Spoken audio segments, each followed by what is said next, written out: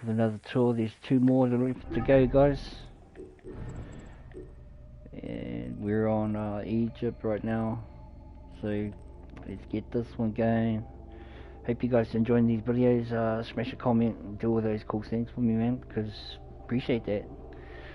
So to all the Viking clan out there, appreciate you guys heaps, and hope everyone's well and safe. And let's get this tour going. Egypt, finally. Awesome. Smash that like button, guys.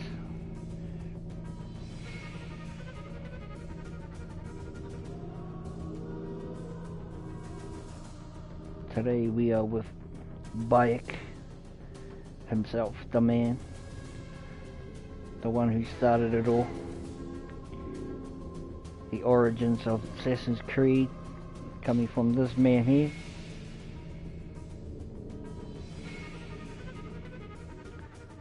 So let's get it. Get this tour going. Cool.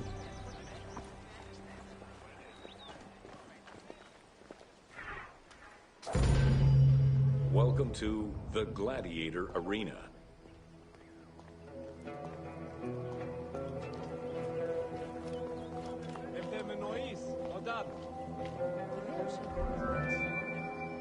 While gladiators would not perform in Cyrene until later in the Roman era, the team decided to include a gladiatorial arena for 2 reasons. First, they believed it was important to portray this aspect of Roman life. And second, they felt it would add interesting gameplay possibilities.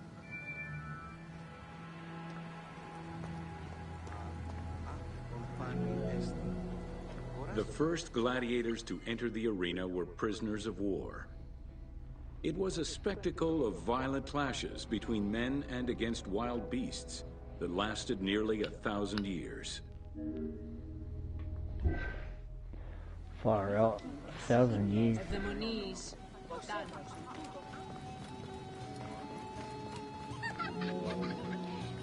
Eventually, volunteers began to enter the ring. For status and money, many of the more skilled combatants increased the quality of the entertainment. Thus, the profession of gladiator came to be. Bound by contract to the master of the gladiators, the fighters were fed, trained, and guarded in barracks.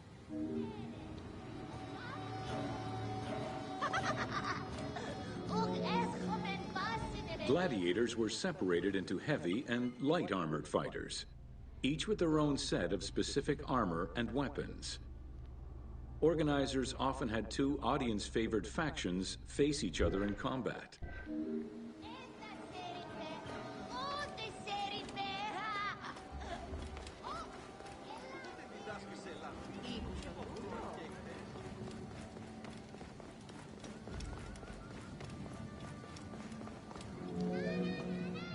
The events were highly organized. Fights were held with a background of music and supervised by a referee.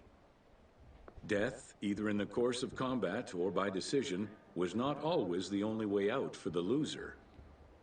Several were released due to their performance and gained great notoriety as celebrities.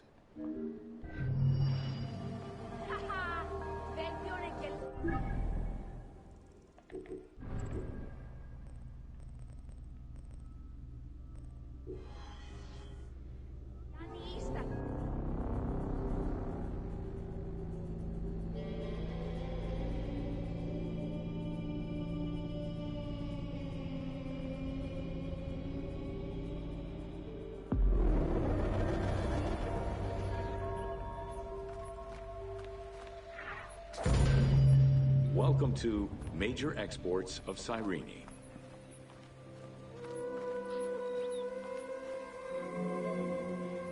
Cyrene's main source of economic wealth was in the cultivation and export of poppies and silphium. Though the opium oil from the poppies was also an export, little is known about this crop. Information about the cultivation of silphium, however, is more accessible to us.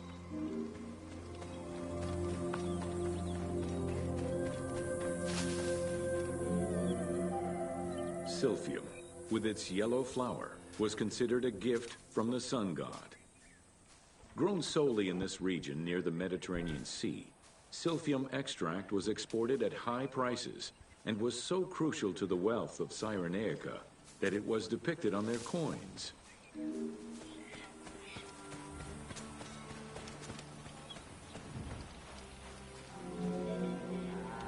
Silphium's roots produced a resin used by both the Greeks and Romans in medicines intended to cure cough, fever, indigestion, and many other ailments.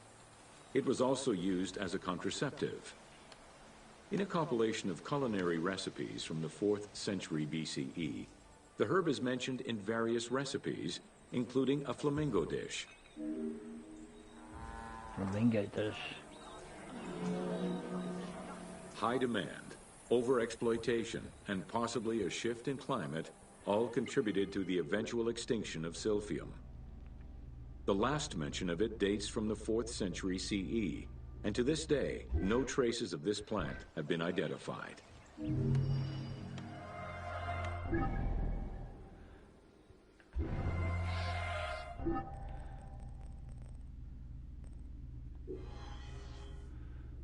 Wow, true. None of it, eh? Fuck, must have been that wicked.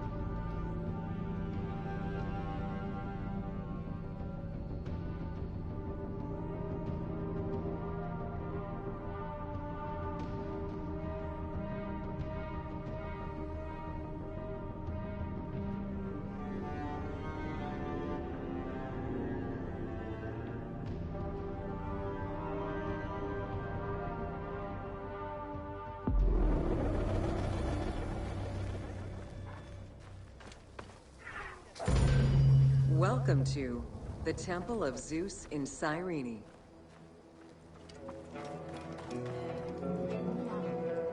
Facing east towards the rising sun stands the temple dedicated to the cult of Zeus. It was built sometime in the 5th century BCE. 70 meters long with 46 Doric-style columns, the imposing structure was the largest Greek temple erected in Africa. It was only slightly larger than the Parthenon and the Temple of Zeus in Olympia.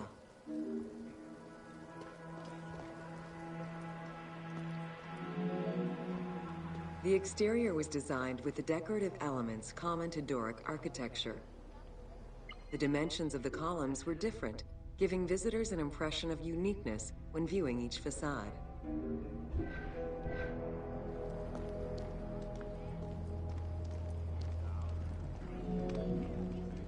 After the temple was destroyed during the Jewish rebellion, Emperor Hadrian had it reconstructed.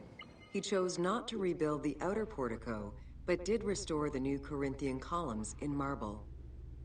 The temple was later completed under Marcus Aurelius. In the time of Augustus, a faithful but smaller imitation of the Olympian Zeus was used to be worshipped. Hadrian then installed a new 12-meter-high statue matching the Zeus in Olympia. It was made of chiseled marble, with the head, arms, and feet carved in the round.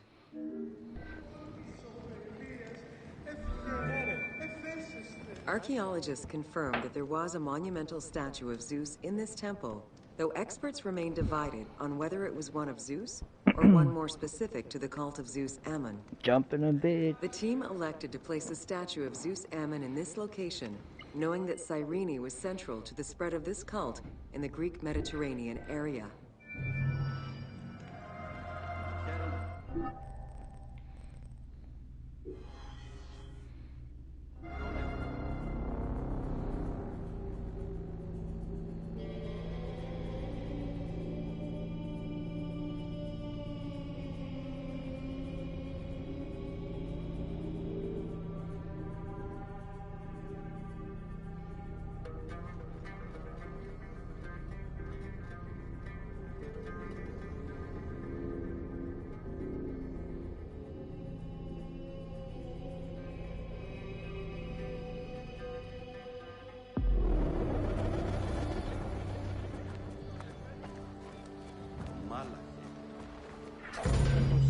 Welcome to Important Monuments of Cyrene.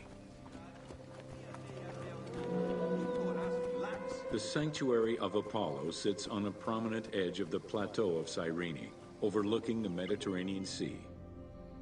It could be accessed either by the road from Apollonia via the necropolis or by the Sacred Way, coming from the agora of the city.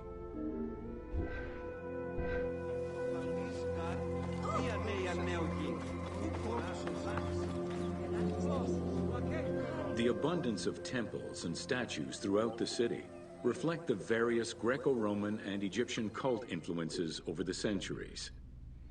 Temples dedicated to Apollo, Cyrene, and Zeus stood alongside those of Ptolemaic gods, such as Serapis and Isis. Numerous fountains were decorated to represent other gods, including the city's namesake, Cyrene.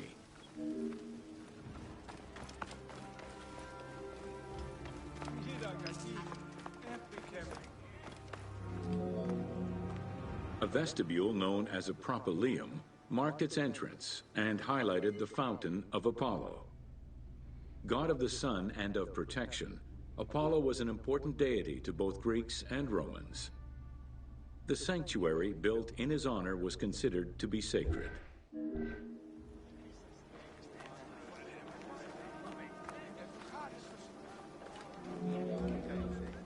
The imposing temple was built on a natural cornice, stretching more than 200 meters in length and roughly 50 meters in width, and was surrounded by a vast Doric colonnade.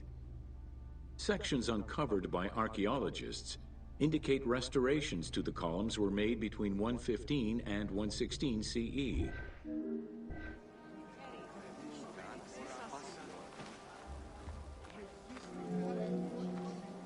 The altar was located in front of the temple. Both are estimated to be the same age, though restored at different times. Many bulls were sacrificed each year at the altar in honor of Apollo. The imprint in the stone of the ring used to strap the animals down is visible to this day.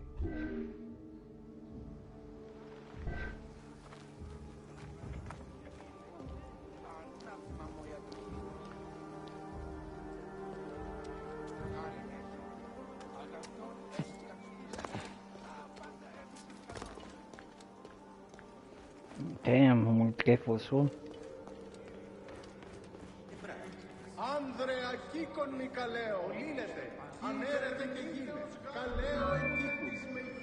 Carved during the Roman era, the Apollo Cytharide was discovered near the temple. It is considered an important archaeological find. The statue of Apollo was in pieces when it was uncovered. Remarkably, most fragments were found, and the restored statue is currently at the British Museum. The team extrapolated the statue's final look based on the current partial reconstruction and placed it inside the temple to reflect the patron deity of the area.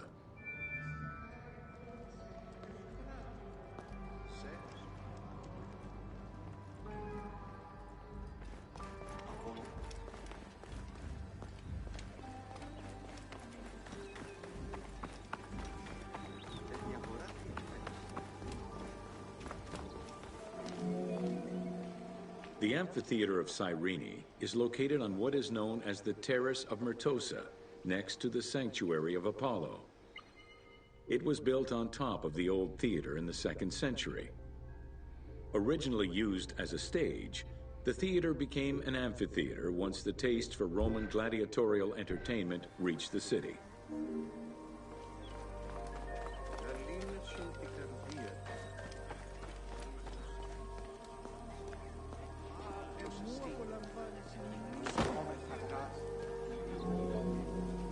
Entrances were placed at both ends of the amphitheater. A wall replaced the first 2 rows of bleachers as protection from the array of wild animals in the ring. The tunnel used for the parade of beasts and gladiators circled the arena, unlike the Roman Colosseum's tunnel, which was beneath the amphitheater. The basement and corridors accommodated both the gladiators and the animals, and included lifts that raised the traps into the arena's center.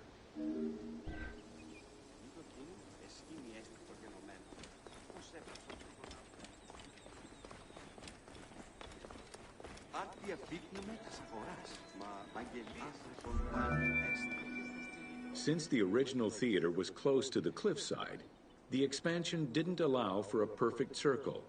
Instead, junctions of the semicircle formed the arena into an oval shape. This elliptical formation still ensured an excellent view from all angles. The team decided to create a perfectly round theater for technical reasons and used the structure of the Roman theater as their reference.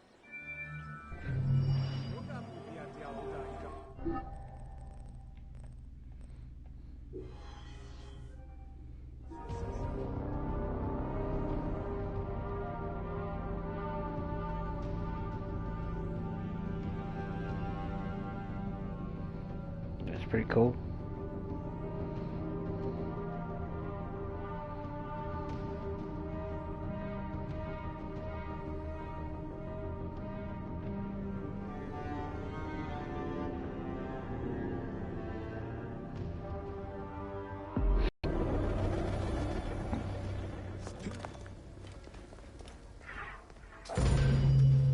Welcome to the Acropolis of Cyrene.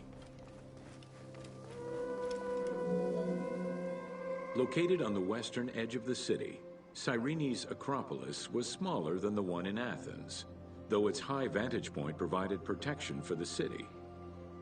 At its entrance was a single door, flanked by two towers. An inscription, legible to this day, states that the walls and the citadel were restored in the time of Augustus.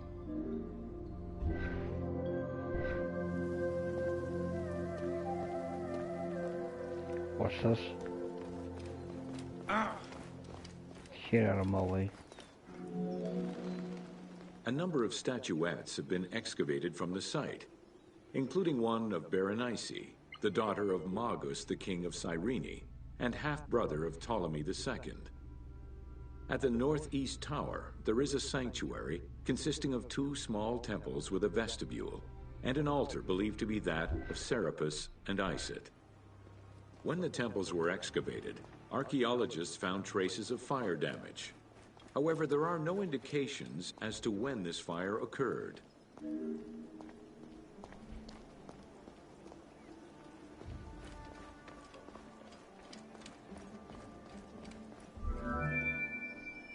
In the 20th century, a fortification was built above the ward to defend against an invading army. It covered the ancient remains of nearby Roman houses entirely, and archaeologists have yet to fully excavate them.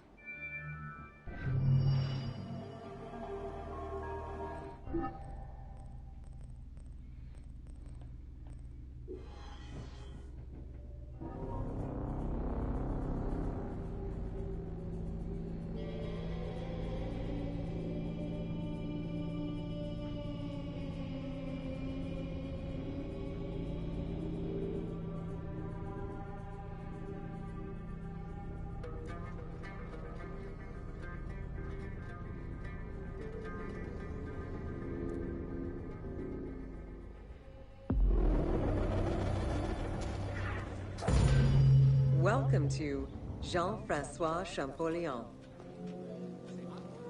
Between the 5th century CE and the Renaissance, knowledge of hieroglyphs was entirely lost.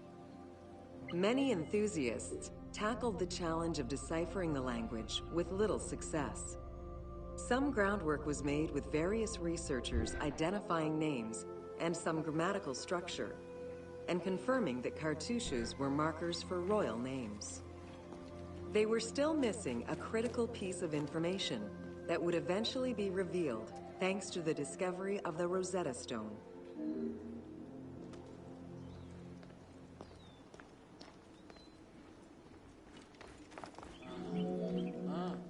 The Rosetta Stone was found in 1799 by Bouchard, a soldier in Napoleon's army. The stela dates from 196 BCE, written in ancient Egyptian and Greek with 3 scripts: hieroglyphics, Demotic, and Greek alphabet. Following the defeat of Napoleon Bonaparte in 1801, the English took possession of the stone. It has been at the British Museum since 1802 and remains the most visited object of the museum to date.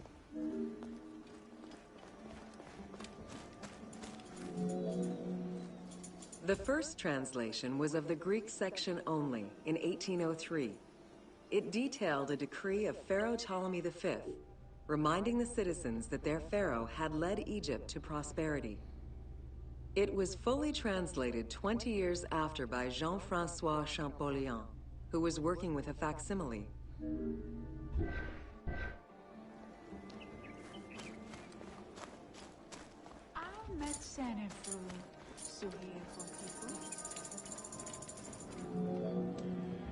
Through his studies of the stone, Champollion was able to make a critical observation that would unlock the whole mystery, that hieroglyphics were not only ideograms, but also phonograms. Hieroglyphs consist of phonetic glyphs, single characters, and logograms. Like Essentially, number 5, they are a combination of it's phonetics, like water. alphabet, and full words, which in total form a language.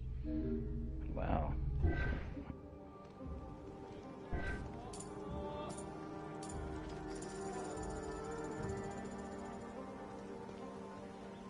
Look at that. Imagine that. While studying the stone, Champollion realized that there was a difference in the number of hieroglyphic characters in relation to the number of Greek characters for the same word. This led him to believe that hieroglyphs must have phonetic characteristics. This was the first step to unlocking the Rosetta Stone's secrets.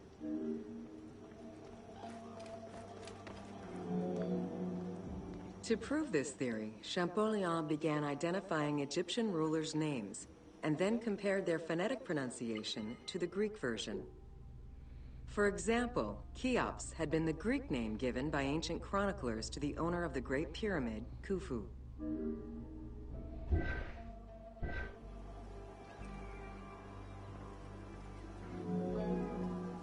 The next step for Champollion was to confirm that his approach was verifiable by using the Philae obelisk as an additional reference.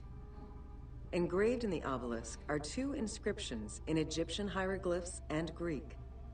Once he confirmed the names of Ptolemy and Cleopatra within these texts and confirmed the same phonetic patterns as on the Rosetta Stone, Champollion knew he was on the right track.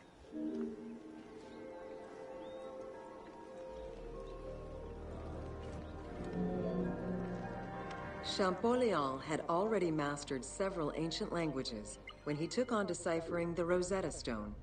He used his knowledge of Coptic to identify the solar disk hieroglyph on the obelisk as the phonetic translation of Ra.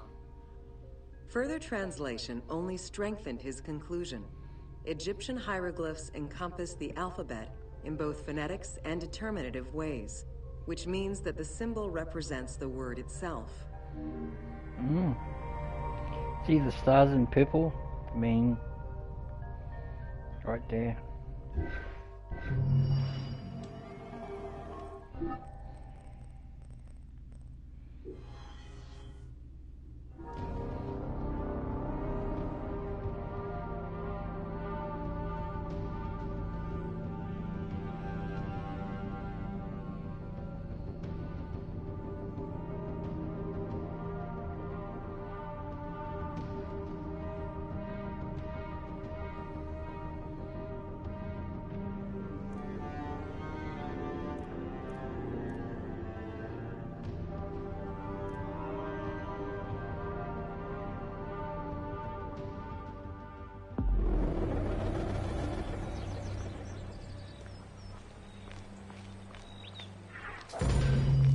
Welcome to Cyrene.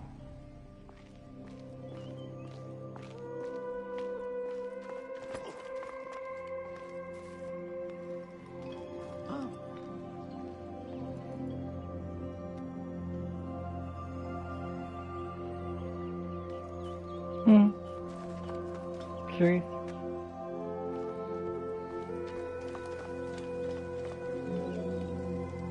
Cyrenaica stretches across the coast of northwest Africa.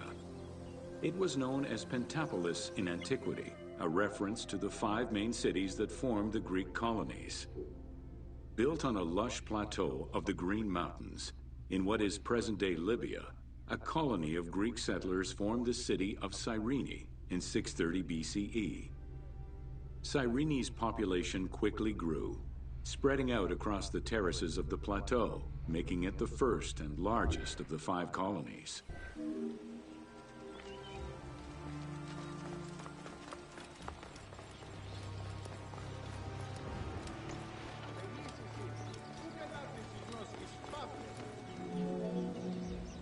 The city of Cyrene was founded by Batos Aristotle, guided by the Oracle of Delphi. Overcrowded and suffering from drought, Batos's home island of Thera could not sustain its citizens. Batos consulted the Oracle, who told them to journey to the North African coast in search of arable land. A series of kings reigned over the city in the first 2 centuries. However, rebellion eventually ended the monarchy, and henceforth the city was governed by the aristocracy.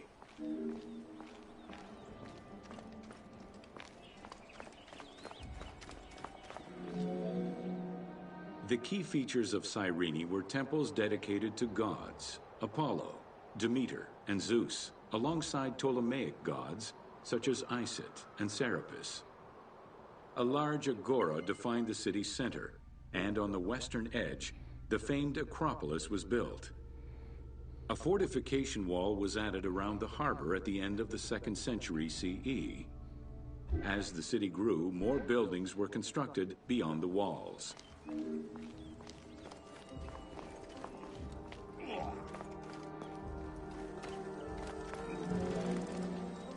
Under Roman influence, Cyrene became an economic powerhouse, rising in status throughout the Mediterranean. Cyrene's school of medicine rivaled all others except for that of the Greek city Kos. Some of the great minds in ancient math, astronomy, and geography were born or established in the various schools of the city, which included an institute of philosophy founded by Aristippus, a pupil of Socrates. From 115 to 117 CE, there was a revolt in the Jewish quarter that greatly damaged the city of Cyrene. Over time, a succession of battles, poor management of its silphium crop, and earthquakes eventually took their toll on the city. It was completely abandoned in 365 CE.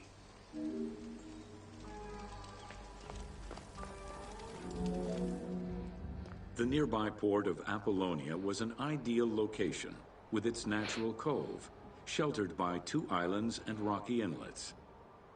Along with a lighthouse, the port was later equipped with quays and warehouses to accommodate the increased shipping traffic.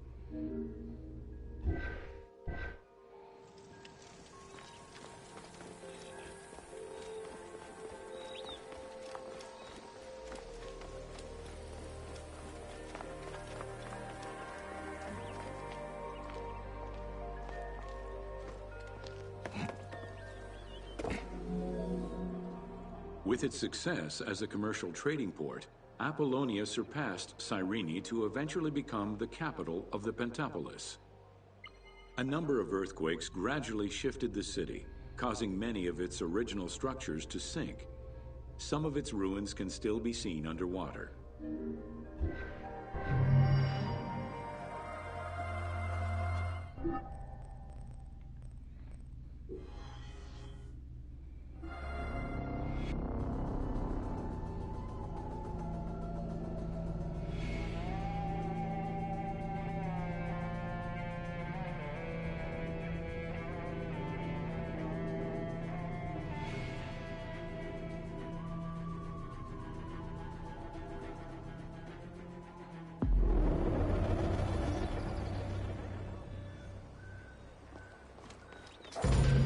Welcome to the Agora and Thermal Baths.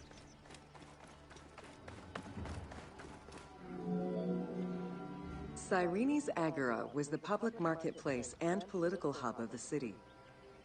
Its central courtyard was open to the sky, while market stalls and shops ran along the sides, some neatly tucked away under long-roofed colonnades.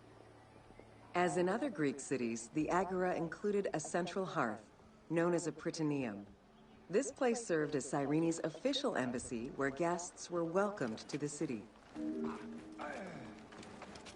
Yeah, get out of my way, punk. Pass me like that. Punch your face in, man. An unnamed statue representing naval victories was Catch the a hero. centerpiece of the agora. The statue's female figure likely represents Nike, the goddess of victory. It was likely very similar to the victory of Samothrace, which currently resides in the Louvre Museum and served as a reference for the team.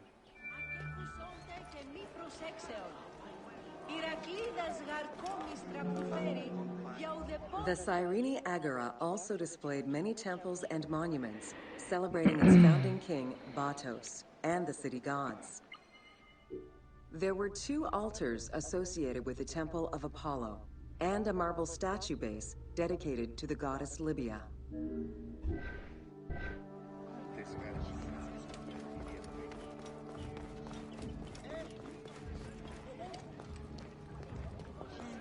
Hey, yo, what's up, man? Shut your stuff. Hey, yo. Looking for a buff? The civic buildings included a law court complete with an archive library that would have housed legal documents and other papers essential to the city's governance. Traces of fire damage to the building's remains indicate that it was possibly destroyed during the rebellion of the Jewish community in 115 CE.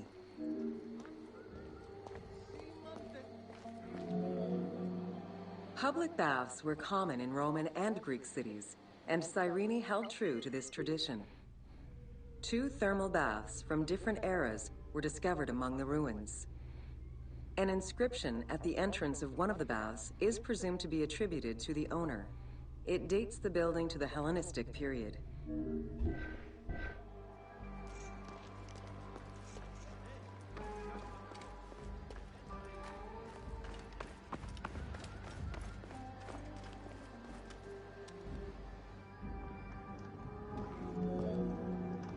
Mosaics were originally created for practical reasons, the need to waterproof floors. Imported by Greeks in Egypt and Cyrenaica, the designs represented either scenes from daily life, marine fauna, or mythological figures. In addition to traditional Greek motifs, they also integrated concepts specific to Egyptian culture, such as the Nelumbo. The best examples of mosaics recovered to date, however, come from Alexandria.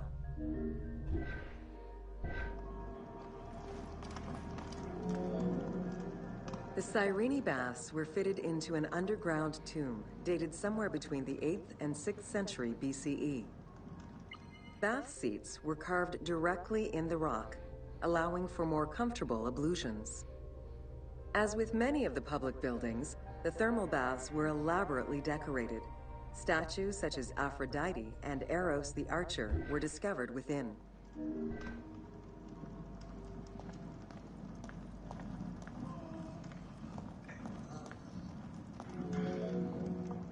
The Frigidarium, a pool of cold water, was the first room visitors entered. It was followed by the Tepidarium, or tepid water area, and then the hot water room called the Caldarium. Water for the thermal baths was sourced from a natural spring. Burning stones were deposited into the water to create steam as required. The flowing water of the spring ended in a cistern and fountain referred to as the Aqua Augusta.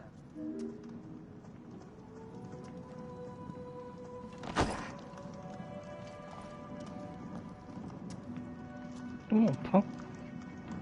Hey. Yeah. Pretty Roman asshole.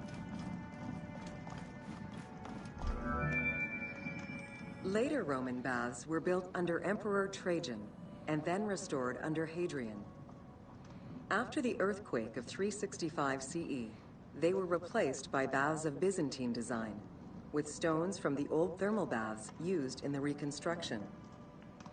The team relied on documentation describing the baths built under Trajan in order to create the location available in the game.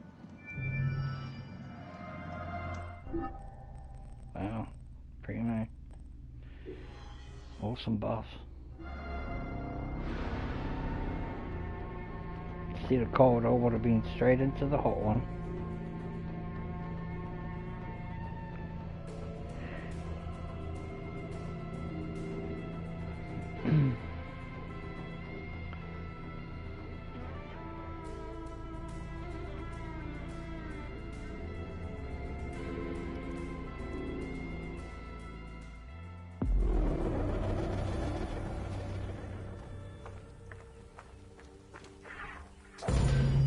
Welcome to Fauna of Ancient Egypt.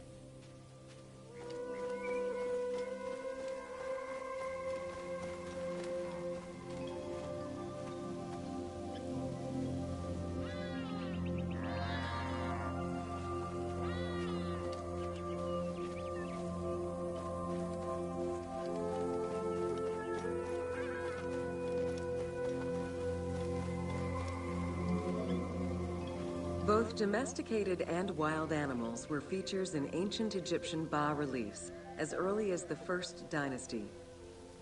While the variety of wildlife served as a reliable food source, it also influenced both culture and mythology.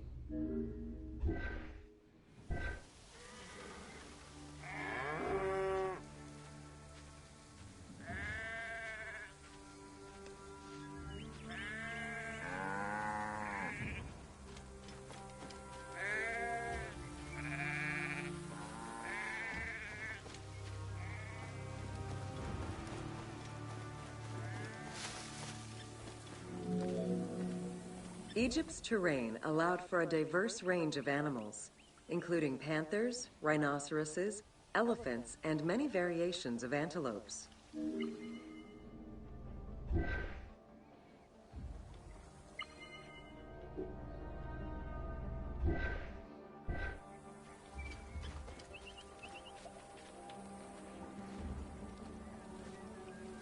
Go on. Go on. Okay.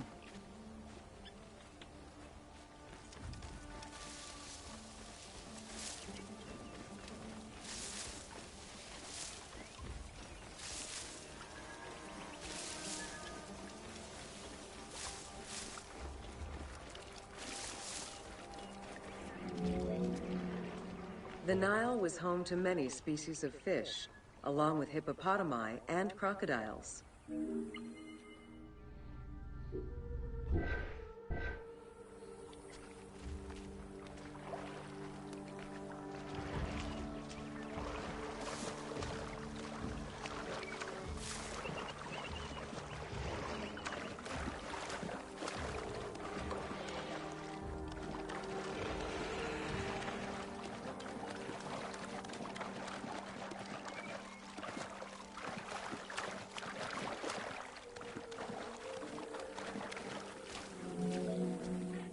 The wide variety of birds that populated the riverbanks, from raptors and waterfowl to songbirds, were all cataloged within Egyptian hieroglyphic signs.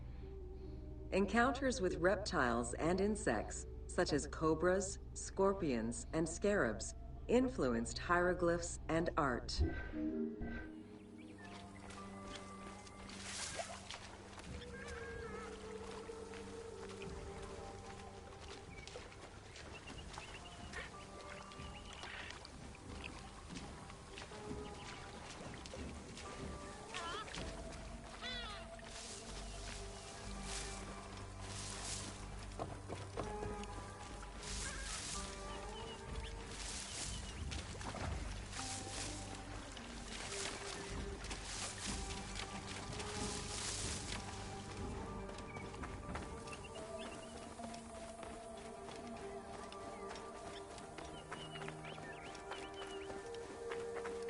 Shit, look at those ones.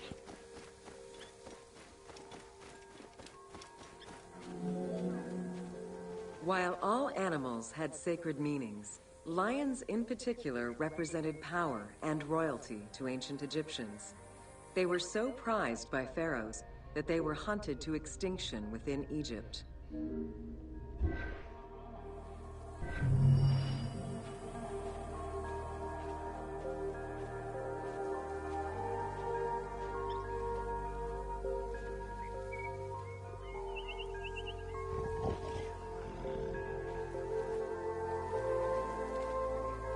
What's up, boy? Yeah, I can tame you for a while.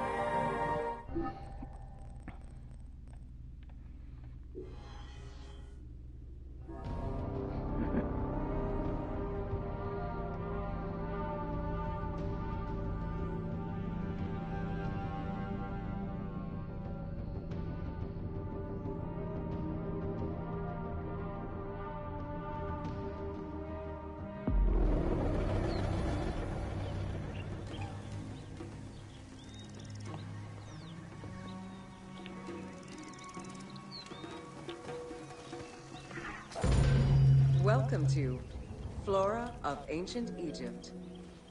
The climate and unique geography of the Nile Delta offered a wide variety of plant species. Many of these plants served as sustenance for ancient Egyptians and as crops for trade. The Nile's consistent seasons allowed Egypt to sustain itself for centuries.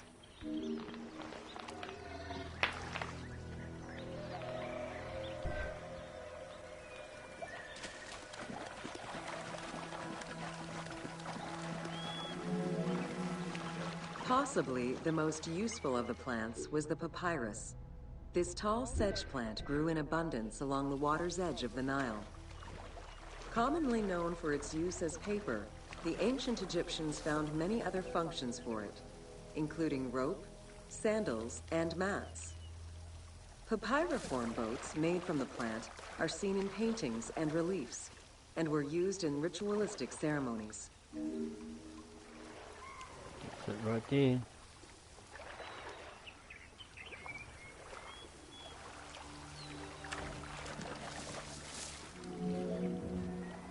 There were many types of trees along the River Nile, such as the date palm, carob, and tamarisk. The earliest fruit tree cultivated was the fig tree, followed by apple, pomegranate, and eventually olive trees during the era of the New Kingdom. Mango cultivation was the result of a late import from Asia during the Middle Ages.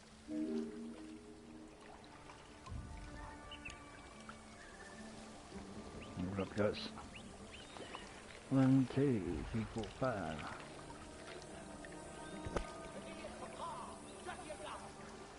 What's that dude going on about?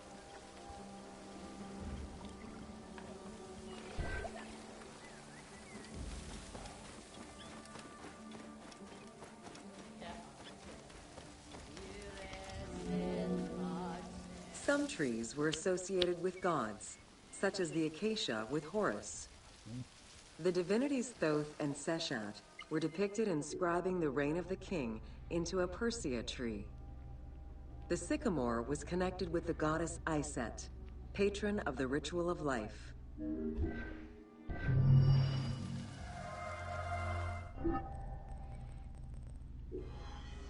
Halfway there.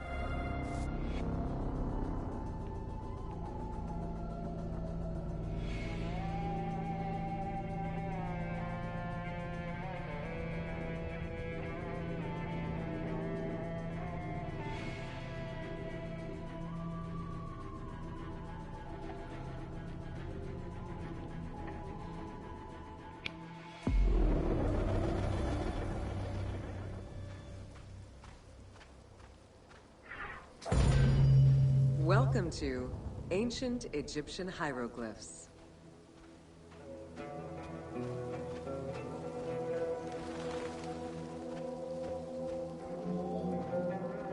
Hieroglyphics were used as sacred writing, appearing on monuments, statues, and sacred papyrus texts.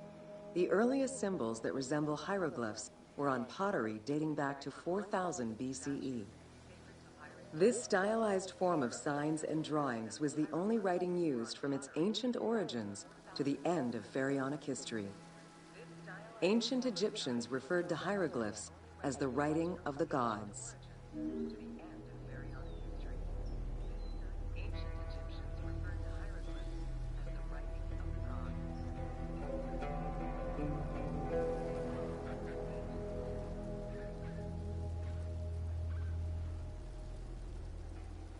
Nice. Hold up, guys. I'm just doing a message.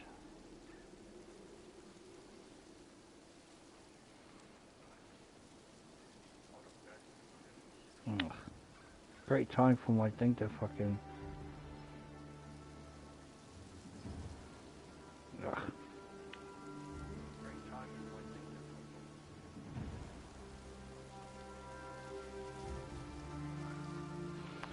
Oh, God.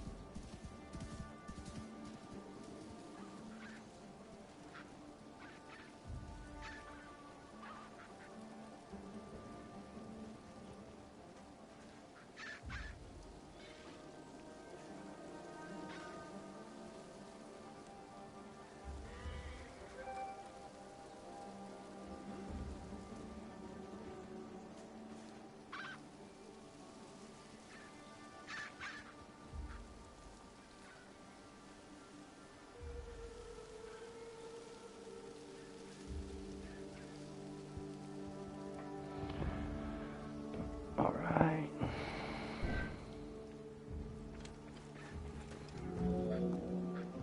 Considered a difficult language, it was intended for pharaohs, nobility, and priests, and meant to be used in ceremonies, within tombs, and for government records. Since few Egyptians were able to read the ancient hieroglyphs, the mythological aura around the language was persistent, even in their own culture. The structure of hieroglyphs offers insight into Egyptian culture, not just in what the translations say, but in the structure of the symbols themselves.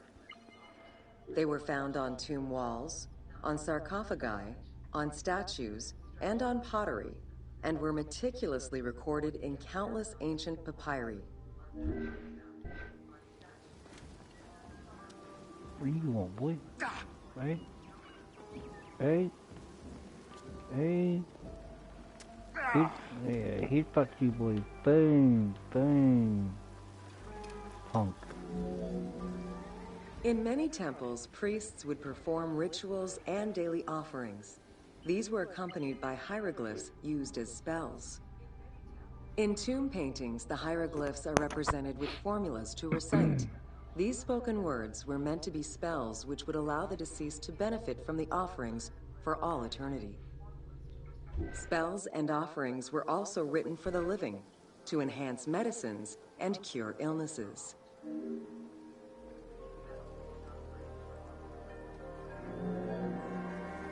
The most famous of ancient Egyptian documents is the Book of the Dead. Written in hieroglyphs and hieratic texts, it depicts important spells and rituals. These spells were intended to ensure a smooth transition from life to death and allow the deceased to safely navigate the perils of the afterlife. It's called the Duats.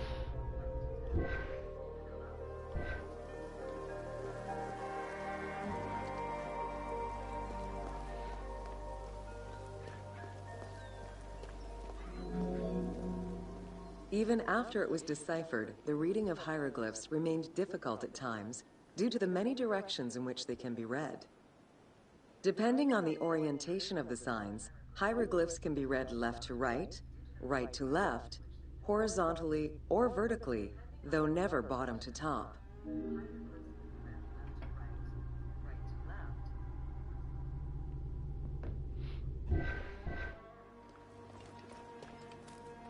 Wow, look at this.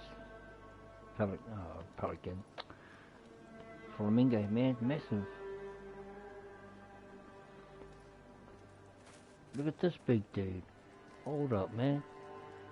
Bring it on, big dude. Look at him. He's about 9 foot. His back's about 6 foot, 7 foot, 6 foot. Look at this dude.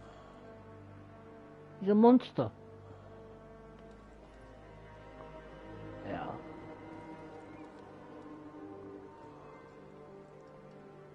Black's no slouch. A clue on which way to read is to first notice which direction the figurative signs are facing. If a pictogram is looking to the right, then the reader is meant to start from the right and read towards the figure. Column text on a papyrus begins from the right, then goes top to bottom for each column. Wow. Okay.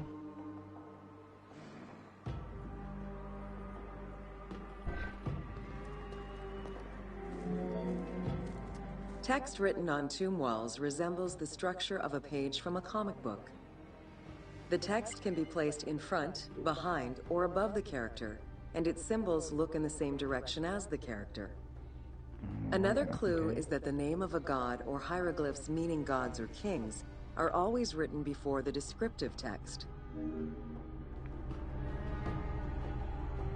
Okay. Yeah, it's awesome. Yeah, I know. Compared to alphabetical languages, Egyptian hieroglyphs have more symbols. Confronted with the absence of vowels, the Egyptians invented a category of signs. When placed at the end of words, these signs help inform its meaning. For instance, a drawing of a lion will refer to a lion and also relate to the abstract concept of a lion as something dangerous or powerful.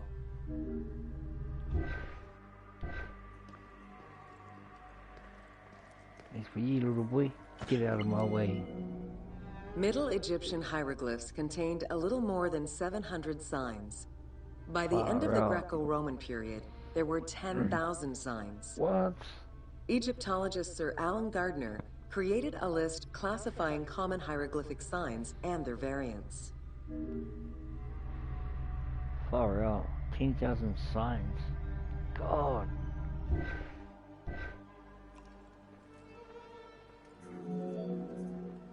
Ancient Egyptian languages have many similarities with Asian and African languages. They have evolved in similar ways to the various forms of written Egyptian. These languages belong to the Hamito-Semitic group. There were 5 clear evolutions in the Egyptian language, each with their own distinctive structure. These languages are known as Old Egyptian, Middle Egyptian, Late Egyptian, Demotic, and Coptic. Coptic is the only living language that allows linguists to define the vowel structure and to distinguish different dialects. While hieroglyphs and hieratic script give us an idea as to how the ancient Egyptian language was structured and written, the way it was spoken is still up for debate. The team opted for English as the spoken language, with the characters using ancient Egyptian and Greek words and accents. The language that is spoken in the background by the crowds is largely based on Sir Alan Gardner's Egyptian grammar. To help resurrect a dead language, we consulted Egyptologists and dialogue coaches to establish our target sound and cast actors with Arabic, Hebraic, and African backgrounds to bring the game to life. True.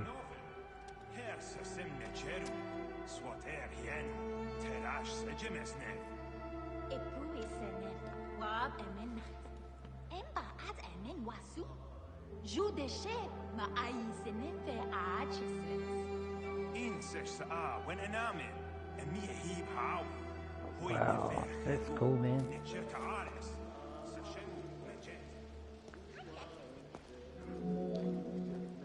After Alexander the Great's arrival in Egypt and the establishment of his reign, Greek became the language used by the governing bodies.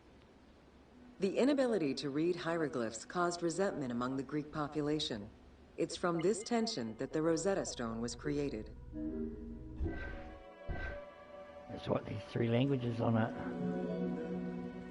The spread of Christianity ended pharaonic culture and resulted in the destruction of its pagan monuments.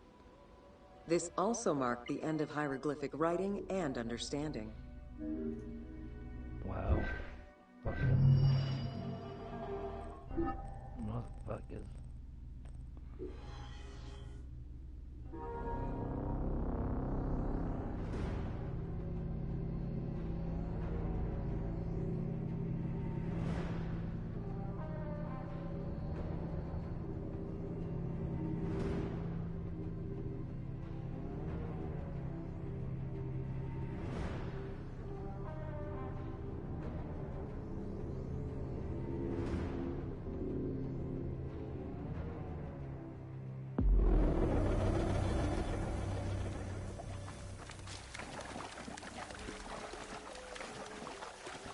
Panic.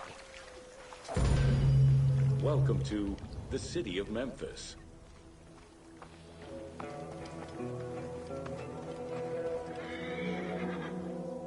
Throughout all ancient Egyptian periods, cities had one thing in common. They were situated along the Nile's shores. Cities were often designated for government or for worship. Major cities had several temples dedicated to numerous gods and goddesses. Egyptians referred to the organization of their cities as a sepat, or later on by the Persian term nome. There were 20 sepat in Lower Egypt and 22 in Upper Egypt. The capital city of ancient Egypt changed many times over the periods. Yeah.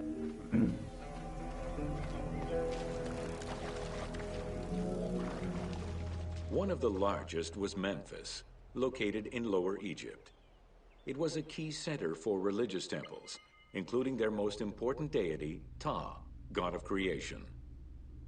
Thebes, located in Upper Egypt, competed with Memphis and featured as both a political and a religious center. Two important temples, Luxor and Karnak, were built there. A minor capital of the Sayyid dynasty was the city of Sais. This was the last native Egyptian capital of Egypt.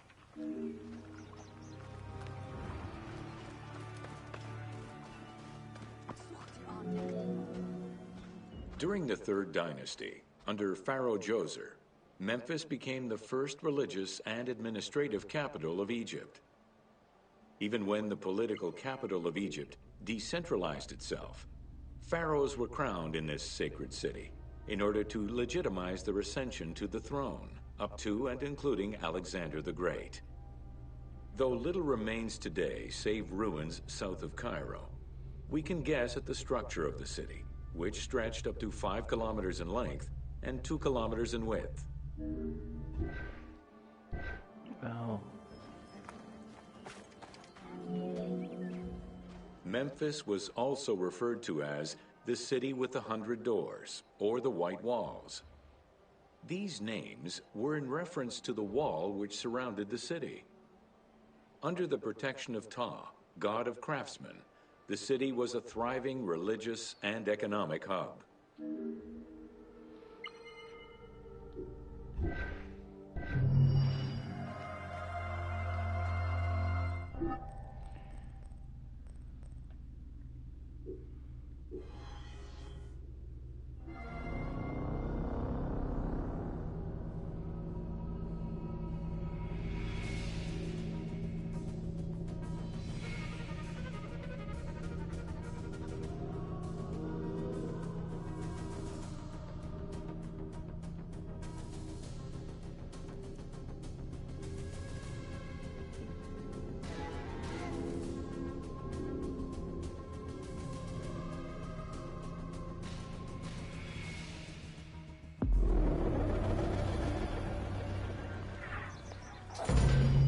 Welcome to Rediscovering Egypt.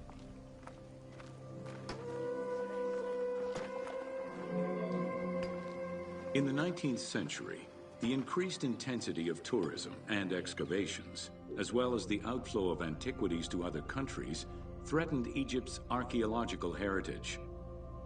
Egyptians took part in this destruction by ransacking sites for artifacts to sell, quarrying stones from ancient monuments, and removing sebak, ancient mud bricks, to reuse for their own purposes.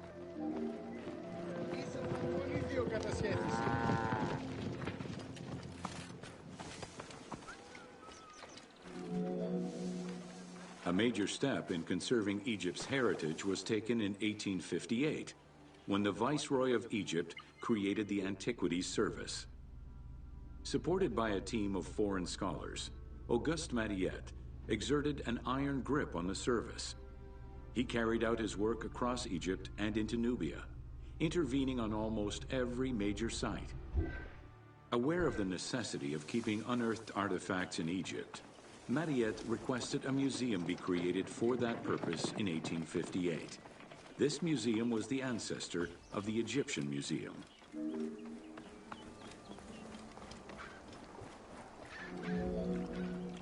Gaston Maspero Mariette's successor expanded and reorganized the Antiquities Service and instigated laws regulating the export of artifacts. French scholars ran the service until it passed into Egyptian hands in the 1950s. As of the mid-19th century, Egyptology was fast becoming a recognized discipline within both private institutions and learned societies.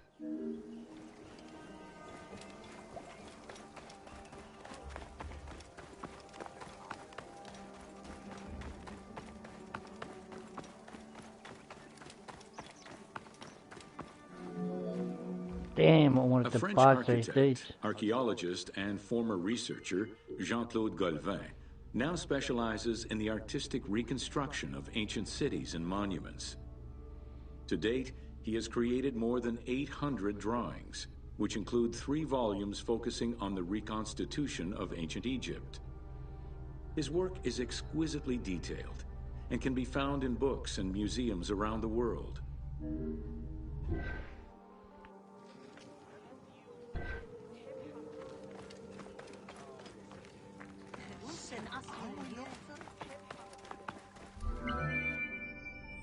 The team was thrilled to collaborate with Jean-Claude Golvin in order to recreate Egypt for the game. In the 19 exclusive watercolors he created for the team, Golvin used scientific data as the base and then extrapolated to provide a full interpretation of various locations and monuments in ancient Egypt. Both early sketches and fully rendered images were then used by the team as references while building the world of Assassin's Creed Origins. Man, that's unbelievable. That is just awesome.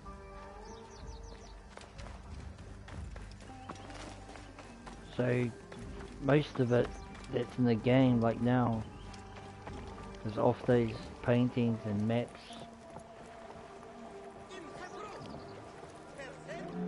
Shit, the scale of it was unbelievable. Egypt's unbelievable. rich religious culture and its mortuary monuments continue to be investigated, the modern discipline of Egyptology has shifted focus. Rather than single-mindedly retrieving impressive artifacts, Egyptologists today focus instead on increasing the body of knowledge. In the past, excavations took place in the field, and while that is still the case today, much of the work on Egyptology now takes place in libraries and archives.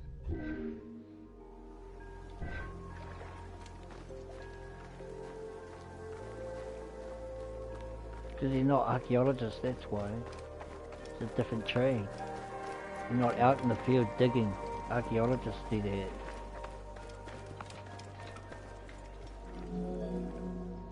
Today, archaeology in Egypt relies on an interdisciplinary approach, where traditional Egyptologists are helped by a wide spectrum of scientists from other disciplines and new non-invasive techniques. GPS data, satellite imaging, and ground-penetrating radar allow archaeologists to gain a sense of what lies underneath the ground before excavating.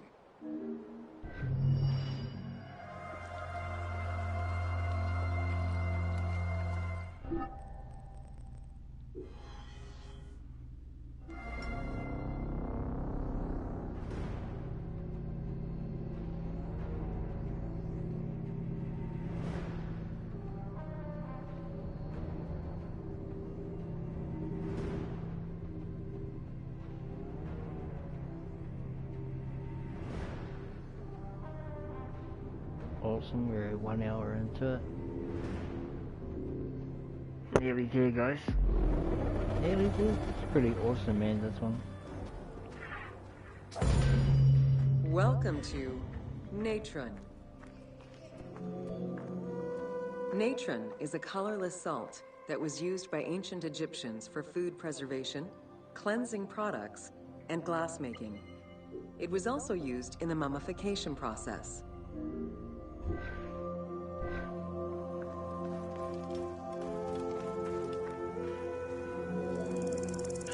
During the ceremonial embalmment ritual, the priests packed the body in natron in order to remove all of the moisture. Once the body was thoroughly desiccated, they could begin the wrapping.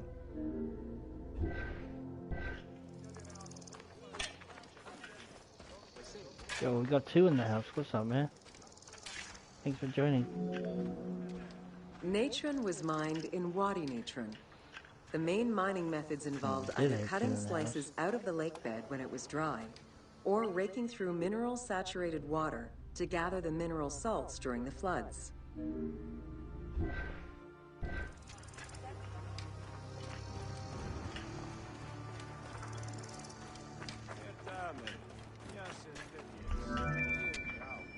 Both techniques are still used today and inspired the team in their recreation of the mines located in the mountains northwest of Memphis.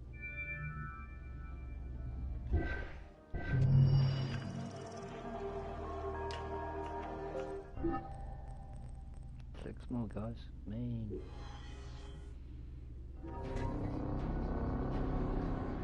Yo, what's up, man? Drop a line, say hello.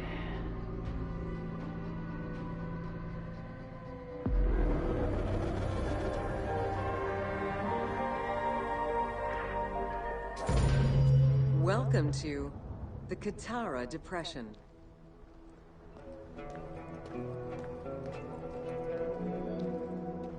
The Katara Depression is located in the northwest part of Egypt. Reaching 18,000 square kilometers, the basin is 133 meters below sea level and covered with salt. It is the second lowest point in Africa, after the Afar Depression.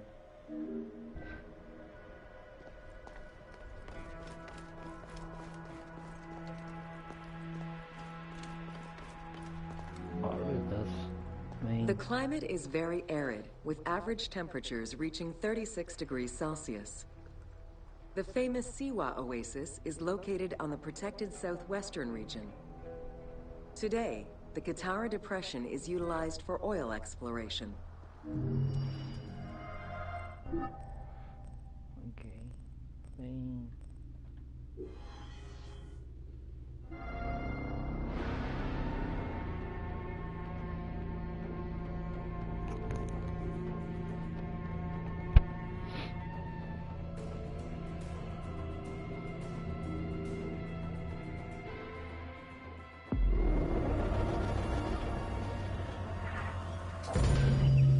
Welcome to Siwa. That's where he's from. My homeland, yeah. Bayek. He's from Siwa. I am home.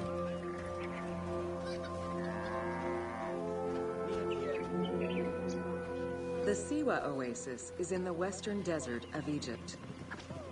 Geographically, the Siwan Oasis is located in a depression 20 meters below sea level.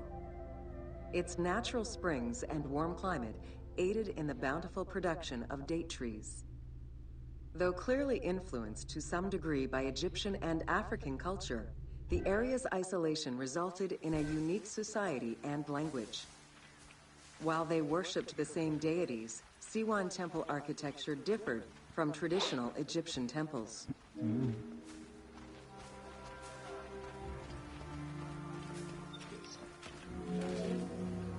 Old Kingdom Egyptians referred to the oasis as cauldron due to its unique geographical structure.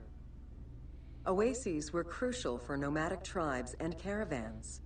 Without them, there was no chance of survival in an otherwise harsh landscape. As such, oases quickly became hubs for trade, as well as areas of political control.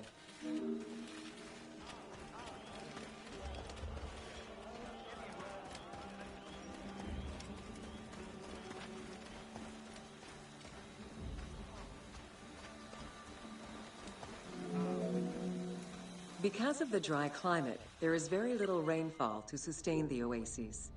Instead, underground rivers flood the natural basins. Since many oases have a north-south orientation parallel to the Nile, some geologists suggest they were once tributaries of the mighty river.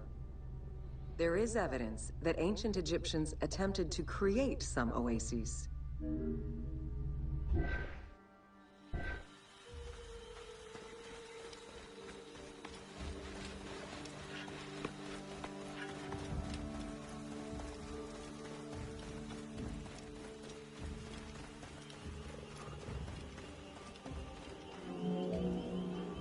The Libyan oases are the best known, as they are geographically and culturally linked to the Nile Valley and the Delta. These western oases have a distinct geology from the other regions of Egypt.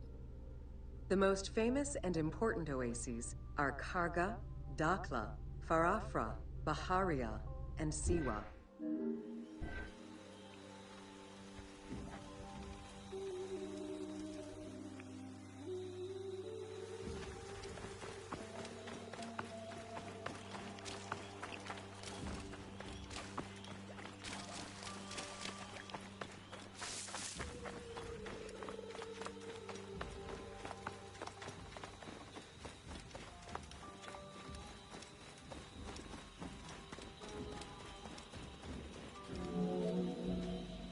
The Spring of the Sun is one of many thermal sources in Siwa, with the particularity that Cleopatra would have bathed in this one, giving it its name. The presence of the source beneath was attested already by Herodotus during the 5th century BCE, when the oasis was called Amuneion by the Greeks of Cyrene.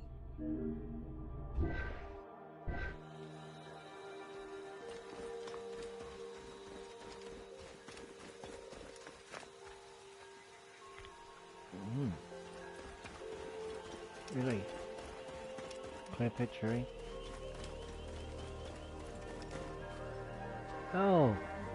What's up? What you doing, bro? Like, I'm like free agent. Oracles predicted the future, delivered omens that could be more or less obscure, and offered divine guidance. The Siwan Oracle was considered one of the 3 greatest of the ancient world, alongside the oracles of Delphi and Dodoni. Because of the Greek colonies in Cyrenaica, the temple associated Zeus with the worship of Ammon.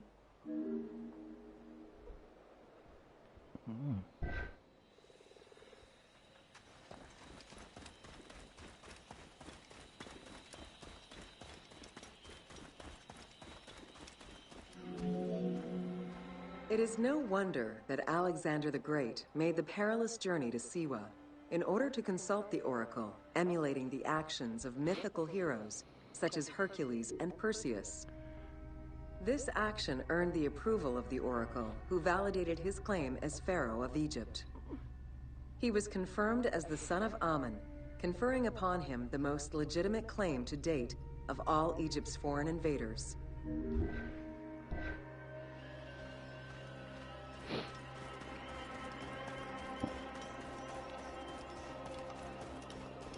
Stop Alexander the Great. The powerful and the rich would send gifts or travel great distances in order to ensure their good fortune by gaining the blessing of the Oracle of Siwa. Every successful blessing only increased the soothsayer's prestige. Runner Eubotus, a famous citizen of Cyrene, consulted the oracle in order to know if he would win the 93rd Olympic Games race in 408 BCE. He did, enhancing the standing of the Siwan Oracle in the process.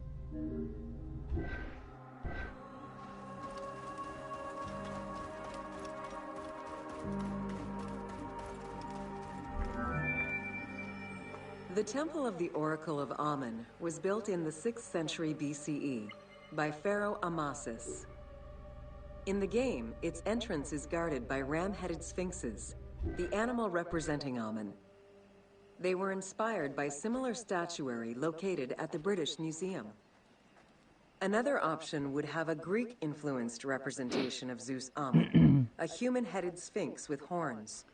This representation of Zeus Ammon was very popular in Siwa.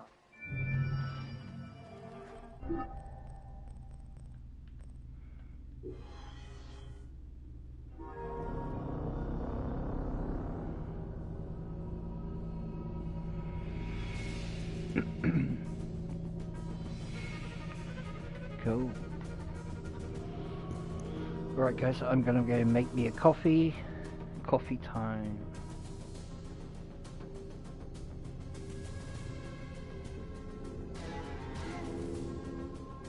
just gonna write a message for you guys.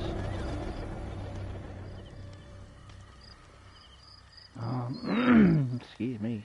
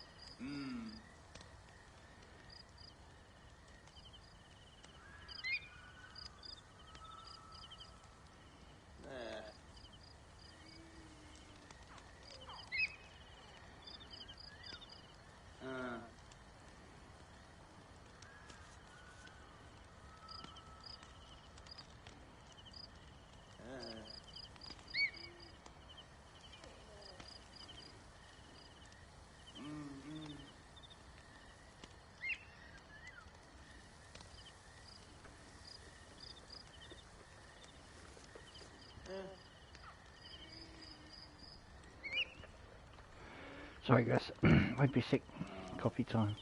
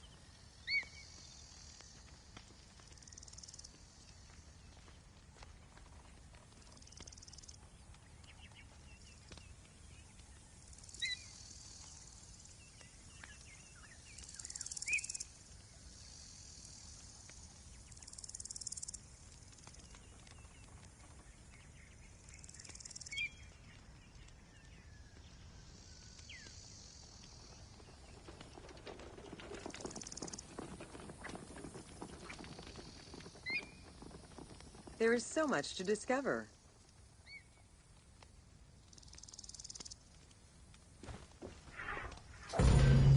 Welcome to the Fayoum. We back.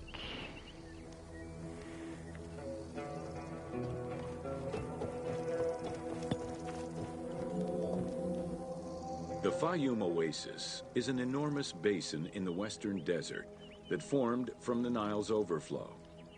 As such, it is not considered a true oasis, though it gives its name to the region, which covers Lake Moeris. The oasis harbors some of the oldest archaeological artifacts of the region, indicating that the area has been inhabited by hunters and gatherers since the Neolithic period.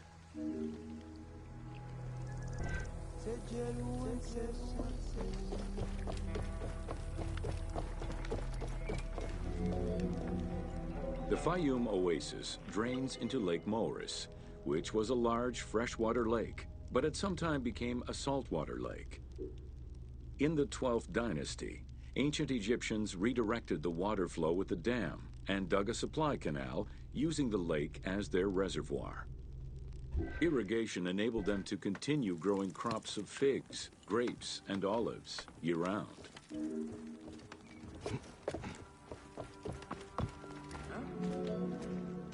Reed boats, feluccas, triremes, and kerkeros were the most commonly found craft within the landlocked waters of Egypt.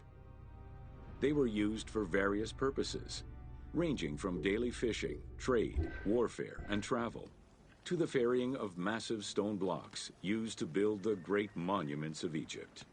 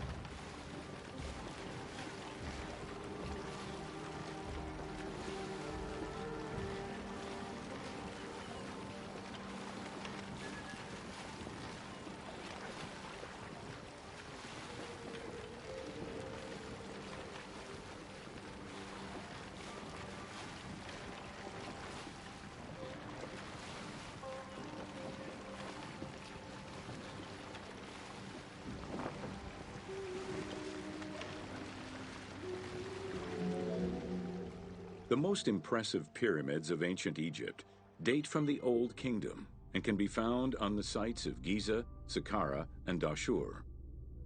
However, one particularly famous pyramid of the time is located elsewhere. During the Middle Kingdom, some pharaohs chose the Fayoum as their final resting place. One such ruler was Amenemhat III. His pyramid left a mark on the imagination of antique chroniclers. They referred to it as the Labyrinth, mostly due to the vast mortuary temple complex at the foot of the pyramid. Herodotus mentioned that he had visited 12 courts and over 3,000 of its chambers. But he was also well known for being prone to hyperbole.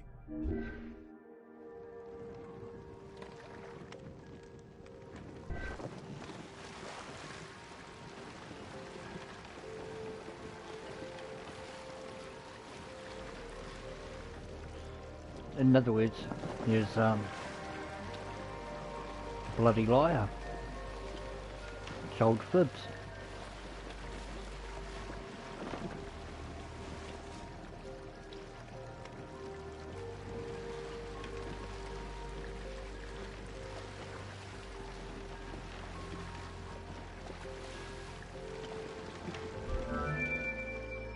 Amenemhat's pyramid was built with a brick core and covered with stone slabs, designed to be impenetrable. The burial chamber, made out of a single block of sandstone, is unique in its design. Richard Lepsius and Flinders Petrie both explored the pyramid site, measuring 385 meters by 158 meters, and identified it as the location of the labyrinth. Their research conditions were difficult, as most of the site had been submerged by the nearby canal. Furthermore, the stones from the complex and the outer casing of the pyramid had been quarried away long ago. Ubisoft decided to give life back to this lost monument and the many crypts that were said to be devoted to the sacred crocodile god, Sobek.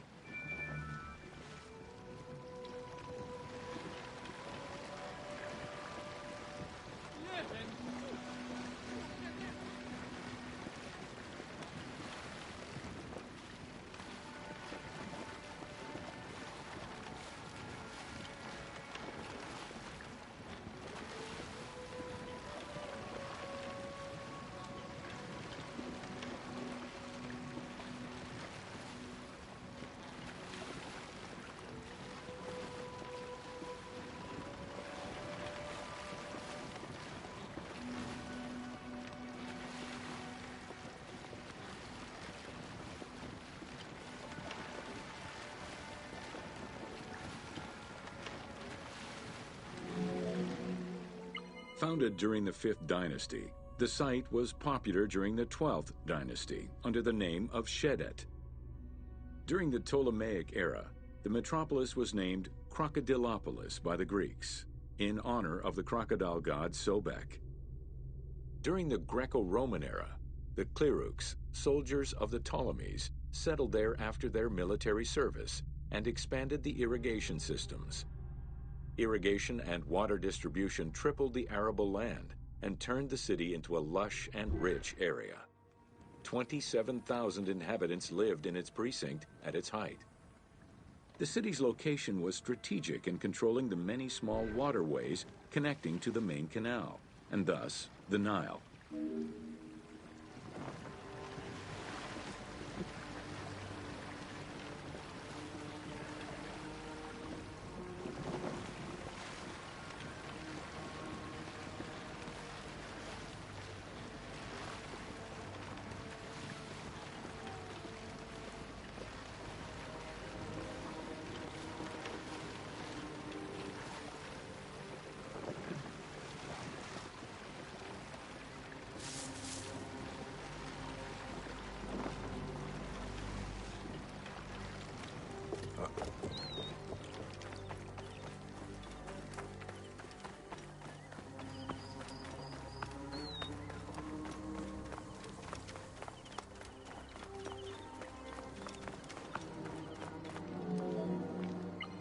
The region's main cult was that of Sobek of Shedet, a divinity associated with water and fertility, both very important to an area that depended on irrigation. Many local villages had the title Town of Sobek added to their official designations. During festivals, ancient Egyptians recited hymns to Sobek, asking for his divine intervention. Greek settlers and later Romans would help the Temple of Sobek's economy to flourish by adopting the local embalming mortuary rites. Their sarcophagi were beautifully painted and adorned with amazingly realistic portraits.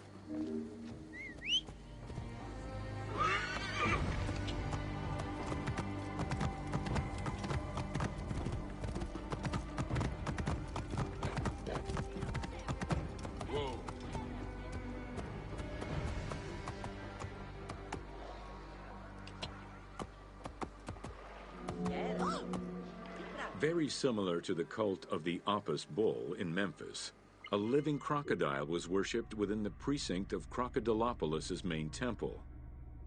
Known as Sobek to the Egyptians and Sukkos to the Greeks, it was reported by Strabo that priests fed it with meat, wine, and honeyed milk. They covered its body with jewels and gold. After its death, it was embalmed and placed within the crocodile's grotto, alongside thousands of other mummified crocodiles.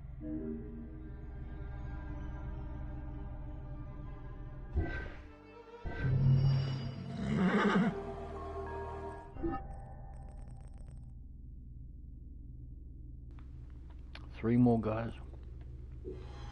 Wow. Excuse me. Sharing a coffee.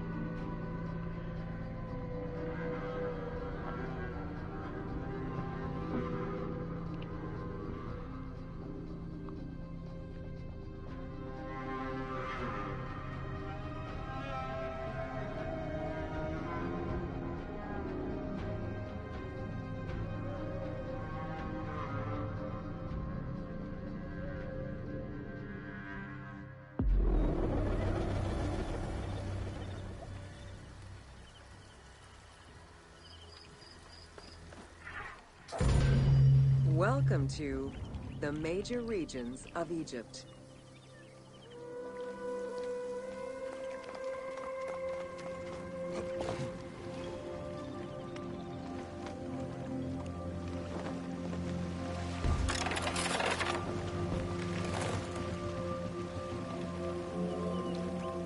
Life in ancient Egypt was concentrated along the shores of the Nile and divided into 2 regions. Lower Egypt was situated on the Nile Delta near the Mediterranean, and Upper Egypt was at the south reaching into Africa. Due to its proximity to the Mediterranean, temperatures in Lower Egypt were less extreme than in Upper Egypt.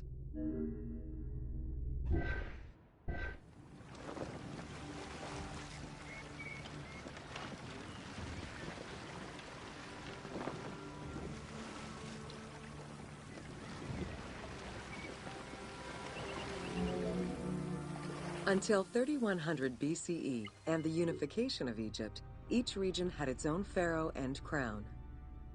Lower Egypt's crown was red and marked with symbols of papyrus and bees. Upper Egypt's crown was white with symbols of lotus and sedge grass.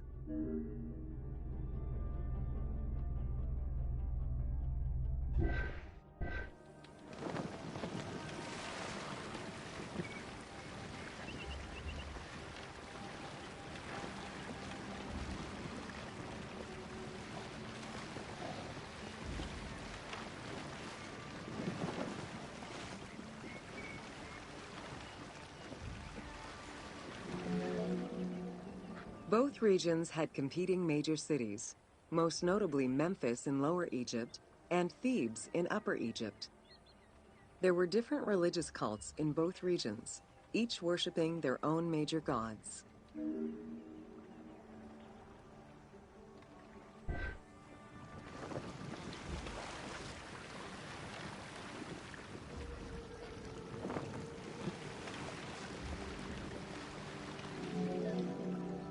Many of the temples were designed in such a way as to represent the 2 regions, and ceremonies often incorporated Upper and Lower Egypt in their rituals.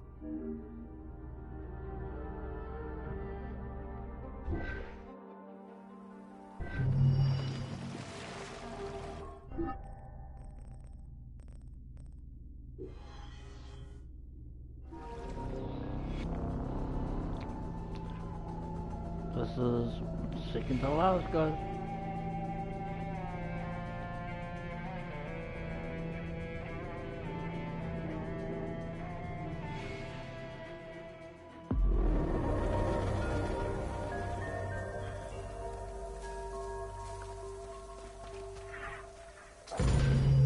Welcome to Bringer of Life, the River Nile.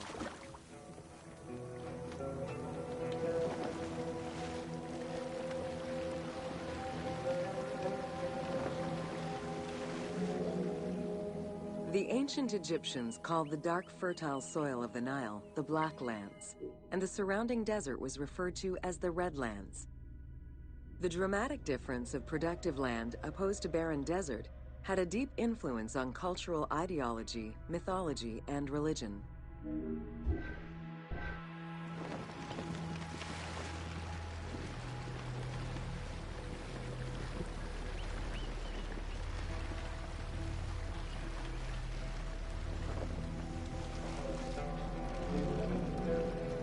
The Nile determined much of Egyptian civilization. For example, the seasonal cycle of the Nile was so consistent that ancient Egyptians created their calendar around it. The flood season, or Akhet, was when the departing floodwaters left arable soil for crops. It was followed by the growing and harvesting seasons, known as Peret and Shemu. These regular seasons, along with abundant wildlife and rich soil, meant that Egypt's denizens were able to nourish themselves and ensure their country's strength in trade.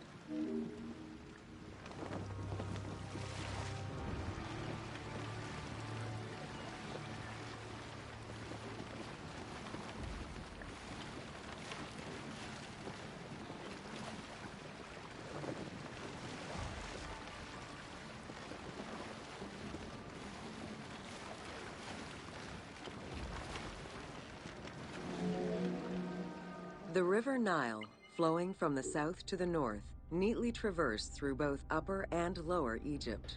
Nearly there, guys. All of Nearly there. Egypt's major cities were built along this narrow ribbon of life. Protected by mountain ranges and deserts which acted as natural barriers to enemies, and sustained by the Nile's plants and wildlife, Egyptian civilization enjoyed economic and cultural prosperity for over 4,000 years.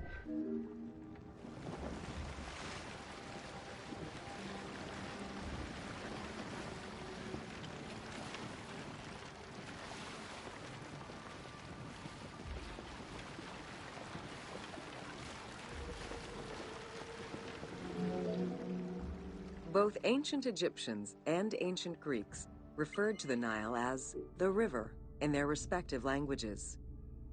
Stretching a distance of over 6,700 kilometers, the Nile is one of the longest rivers in the world.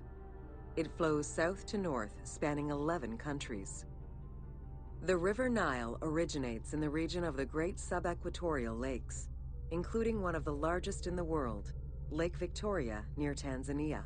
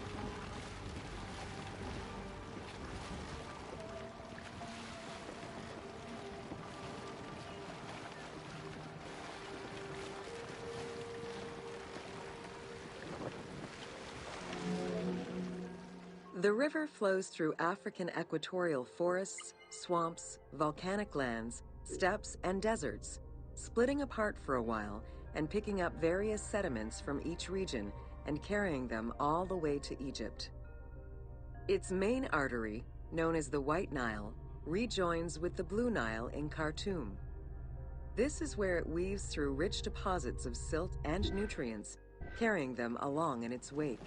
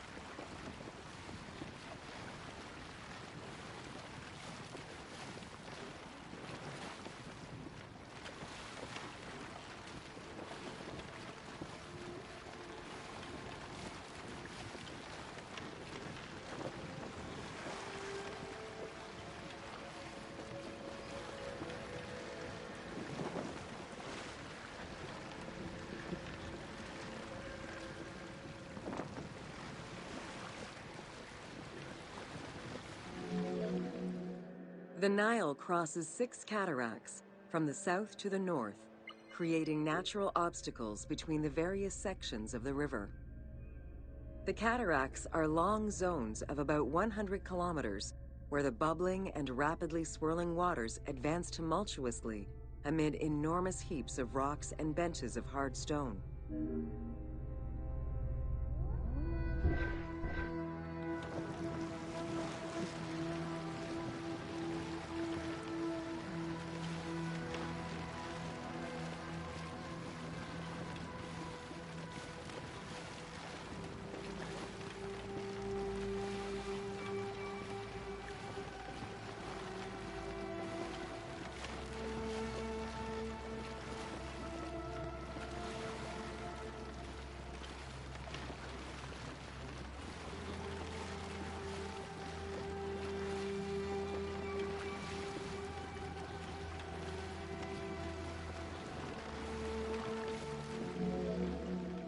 It is after crossing Nubia and the first cataract that the river officially returns to Egypt in Aswan.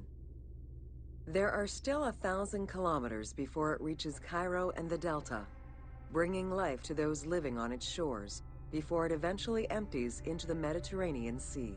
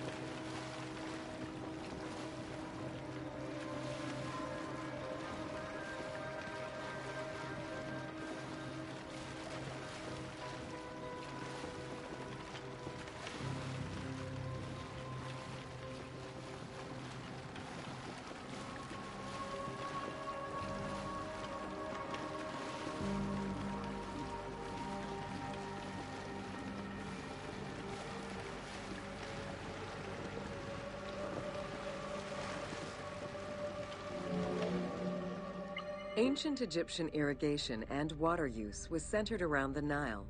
However, they also had access to streams and rivers, as well as several large lakes.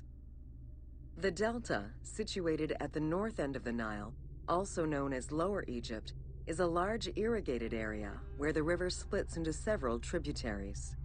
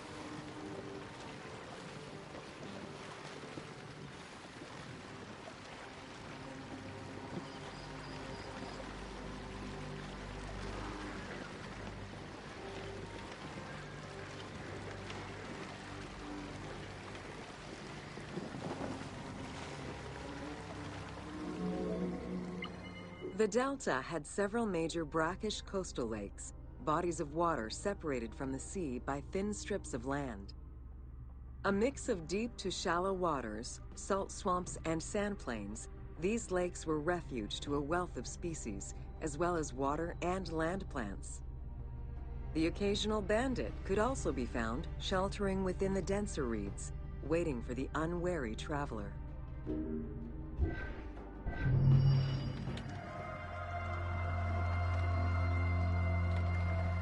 One more, guys. One more. One more. And then we got pyramids, got 16.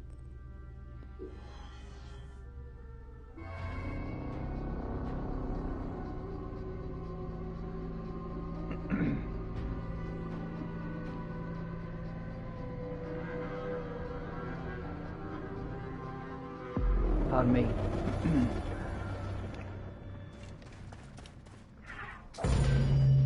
Welcome to Deserts of Egypt.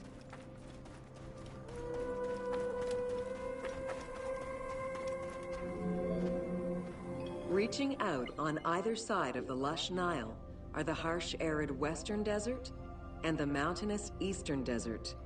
They cover nearly 94% of Egypt. Each of these parent deserts have their own microclimate and contain several smaller deserts with a distinctive fauna and flora. Whale fossils were discovered within the depths of the Sahara. Known as the Valley of the Whales, this location is evidence of the seas which once covered the area.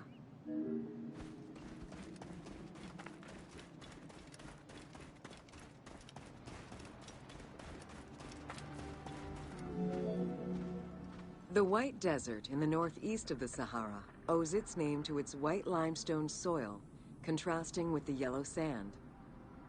The wind has eroded the rocks of the White Desert into stone mushrooms, the most famous of which is referred to as the Finger of God.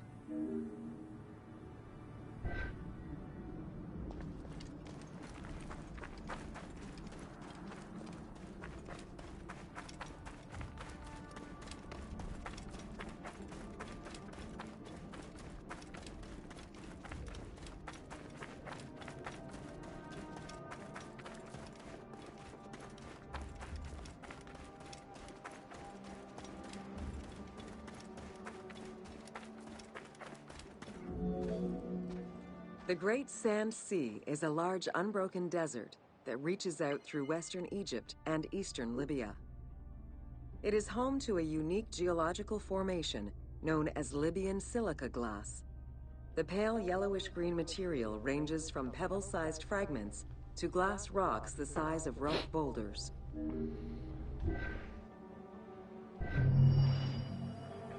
Well, guys, that is it for this tour. We have one more. We got the pyramids, and I will do that tomorrow. If you viewed this video all to the way to the end, I much appreciate that, because it's an hour and 55 minutes. But probably not, but you know.